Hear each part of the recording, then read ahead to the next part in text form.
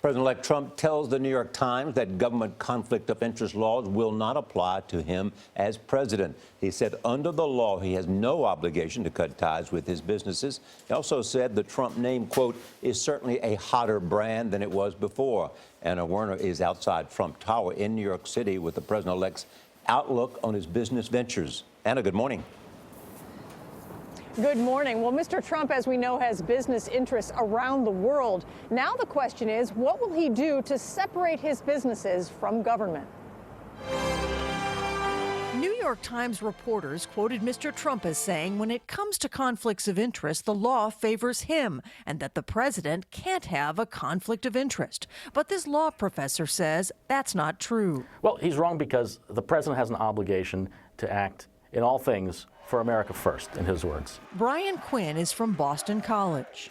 When there is the prospect, even the likelihood, that his private business interests can affect his decision-making, then it's hard for citizens to really believe that in all things he is acting for America first and not for his own personal interests. Donald Trump's interests and businesses span 59 properties in at least 12 other countries, everything from residential towers to golf courses to hotels. 1, 2, 3. The Trump Organization has said management of the businesses will transfer to Mr. Trump's children when he becomes president. This is big league stuff. And on 60 Minutes, he said the country will be his priority. I don't care about hotel occupancy.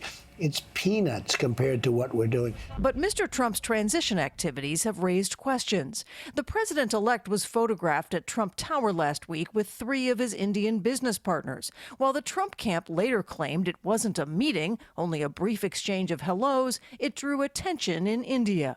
It wasn't received much like the way it was received here. Tanvi Madan is an Indian foreign policy expert with the Brookings Institution. One thing it definitely did was increase the visibility of both the Trump projects, but also these Indian business partners within the Indian media. There's also Ivanka Trump's presence at a meeting between her father and Japanese Prime Minister Shinzo Abe. And an Argentine spokesman from the president's office says Ivanka Trump said hello to Argentine President Mauricio Macri at the end of a congratulatory call between the Argentine leader and Mr. Trump last week.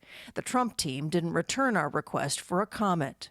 New York Times reporters said Mr. Trump told them on Tuesday, if it were up to some people, I would never ever see my daughter Ivanka again.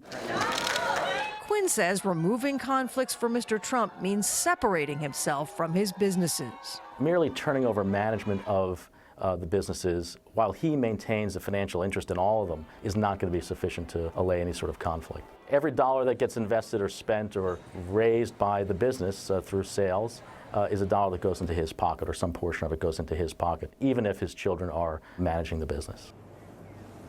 Now, as we've said before, conflict of interest laws that affect other government employees do not apply to the president or vice president. Now, that law professor says the Constitution does set limits on a president's ability to gain other compensation above his usual pay, but the only people who can take action on that are members of Congress through impeachment processes. In this case, Republicans, since they control the Congress. Josh?